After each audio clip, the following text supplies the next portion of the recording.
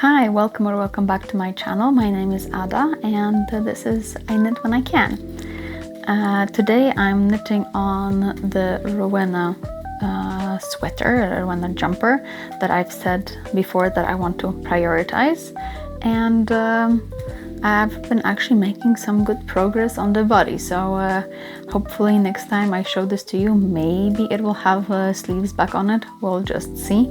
But anyway, I've made quite a progress, so I'm really happy to move on to the body after finishing that sleeve that's just been lurking around.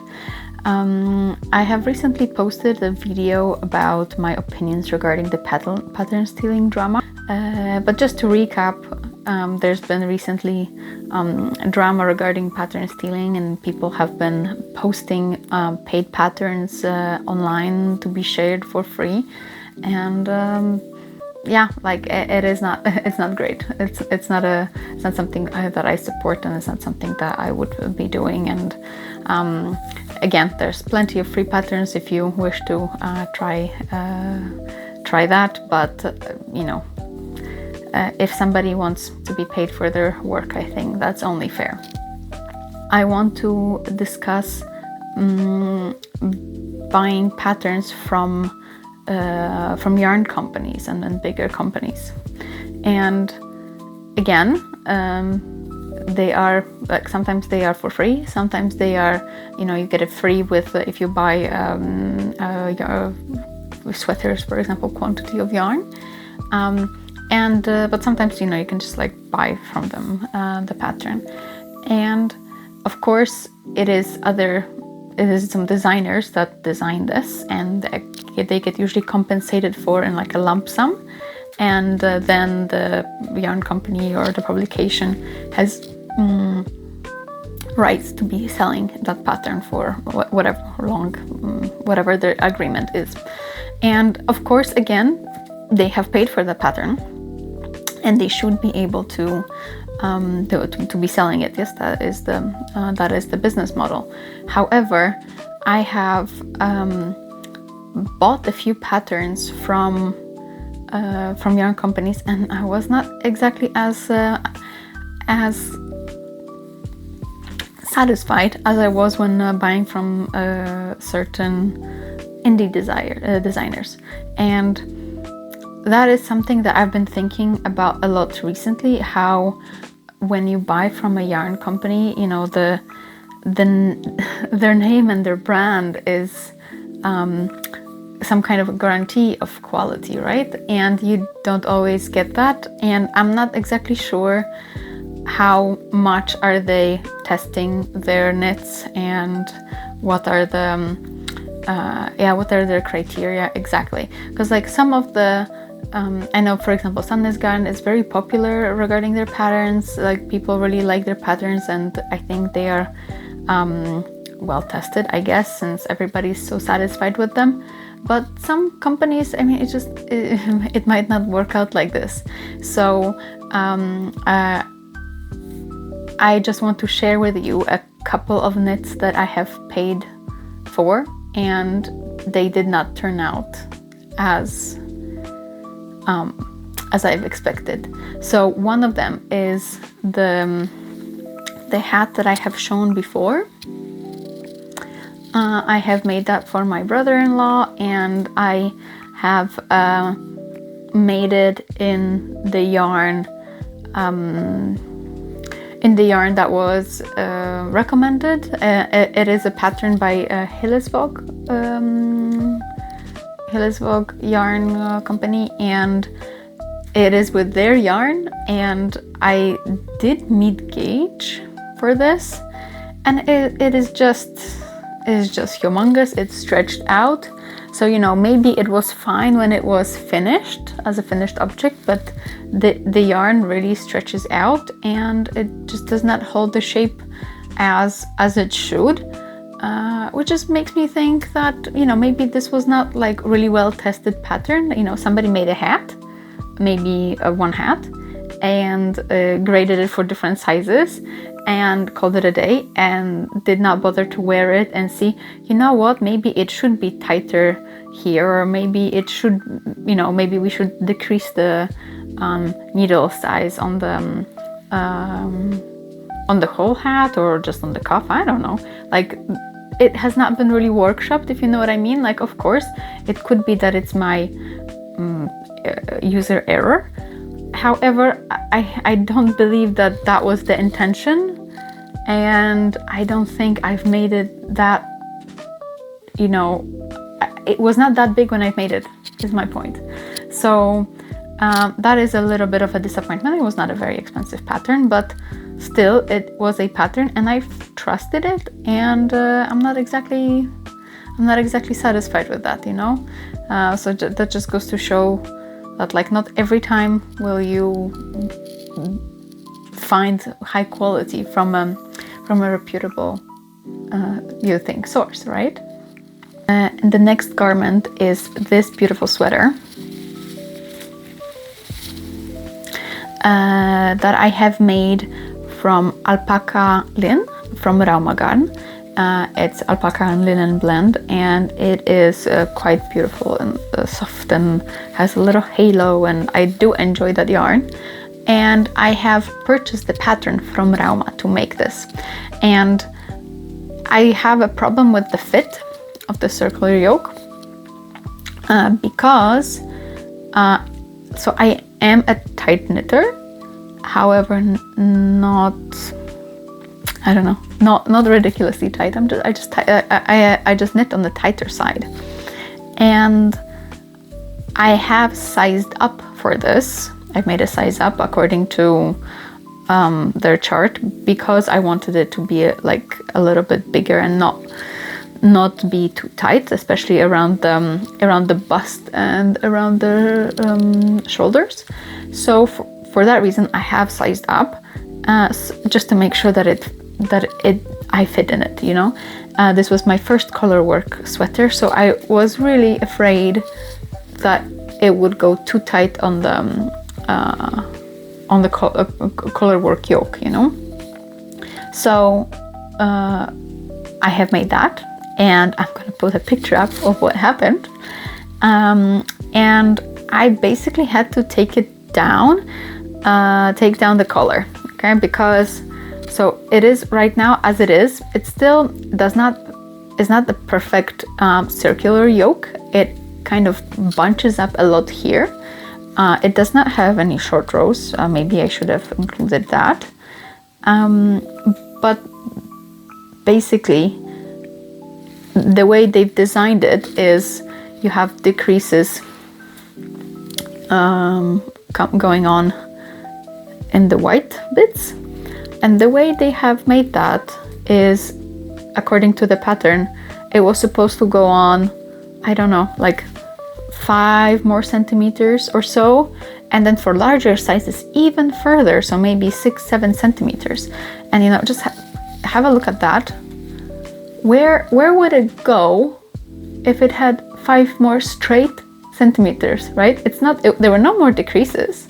It was just going straight.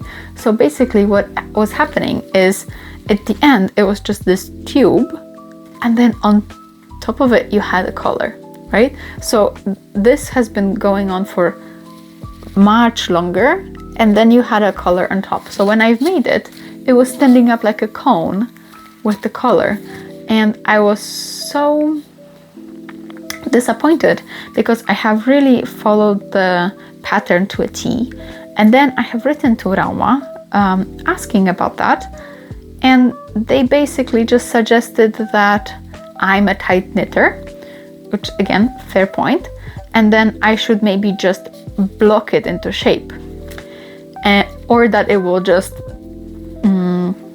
with wear it will kind of settle on my shoulders more. And after I have taken down that extra amount and made a collar the way I wanted to, and still it was not sitting very well, but I was a little bit fed up with it also, to take apart this kind of, you know, fluffy to take apart this fluffy yarn. It was quite a work, so I was not about to go and do it again, because it already cost me enough enough to do that. And yeah, basically, how can you expect a kind of a cone, almost a turtleneck shape, to flatten out into a circular yoke, right? So I was very like unsatisfied with that, because maybe this was the first pattern I have paid for, and it just did not sit well with me, because it literally did not sit well on me. And it just made me a little bit, I don't know, wary of buying patterns, because I kind of, like, I did not see the value at that point, because I felt cheated, okay? Like, it is a beautiful sweater, it's beautiful color work, but it just was not, like, I had to do the legwork, and I pay for the pattern to not do the legwork, if you know what I mean. So that was kind of disappointing, and like I love it. I really do like it, but it was just a weird experience. It will be part of my fix up February. It's getting really thin on the under the arms. So again, this was my first color work pattern, first like sweater in this yarn. So I don't know what I've expected exactly. I should have maybe reinforced underarms a little bit, but I will be doing that now, because I can see it needs some more care. So I have shown you two pieces that I'm not exactly happy with from a paid for pattern. There is a couple more that that I have, but maybe these examples are enough. So basically, what I want to just say is that when I have bought patterns from yarn companies, I was not 100% happy. And again, I'm not sure why exactly, but when I've purchased from independent designers, I was usually happy, because they've done an amazing job and the patterns were well tested, and like, I enjoyed that. And also another point that I do have is that usually when you buy from indie designers, there are so many photos available. There are so many photos of projects that people have made that I have seen. Of course, that is more for the big indie designers, but basically independent designers are a little bit better at photographing as well. So the fact that there's so many projects, that can be, you know, attributed to some people having a giant following, right? But others just take good pictures, first of all, of the garments on their own, of the garments in use. And with these garments that I have shown you, for example, you know, the pattern came with one picture. And sometimes if you don't understand the pattern, it helps to reference the photo and then see, oh, that's what they did. Oh, I misunderstood. I was meant to do it whatever way. And in these pictures, for example, of that sweater from Rauma, like, it was not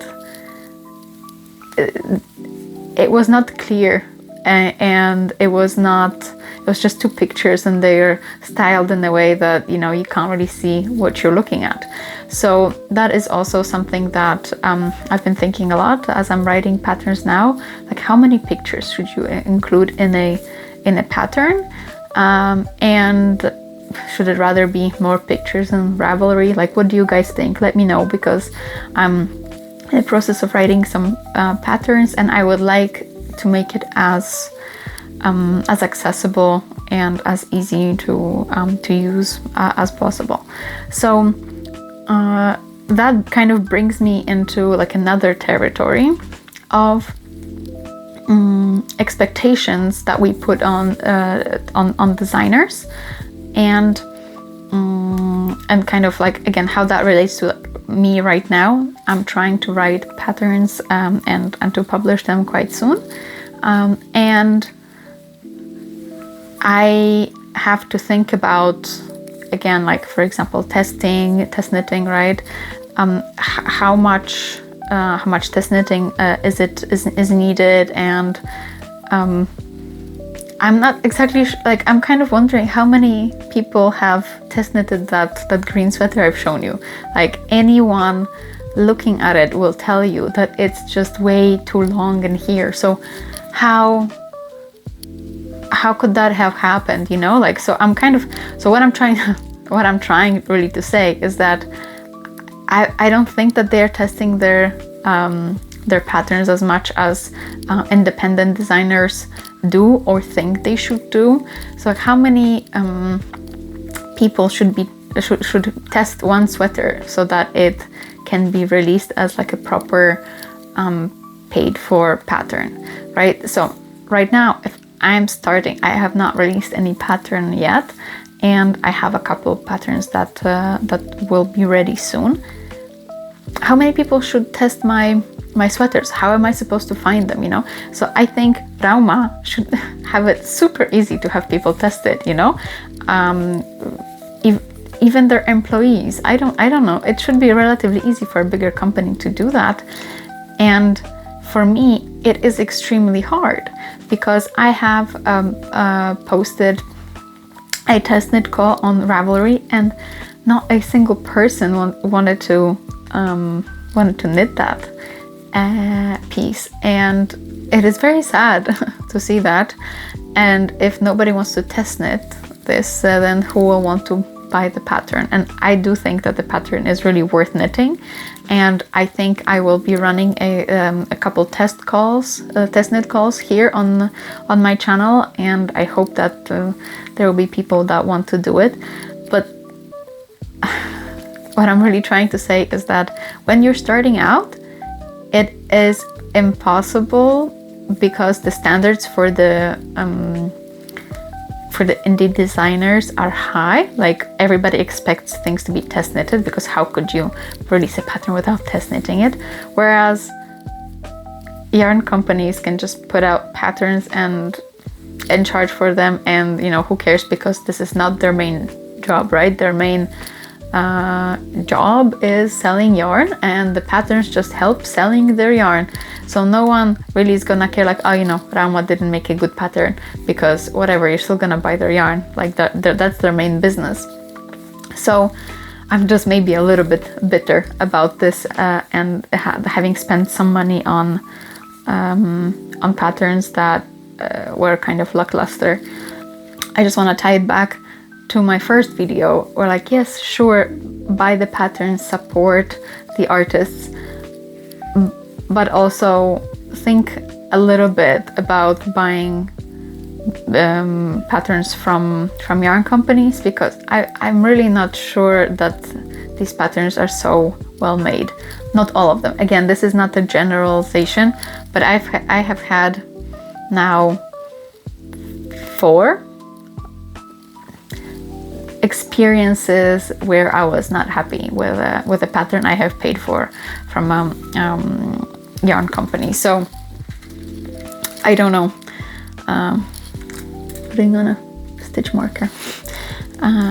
So yeah, I will be releasing a couple patterns soon, and before that, so one will be released soon, and I have another couple patterns that are in the works. And I'm curious, would anybody be interested in test knitting a couple garments or a garment?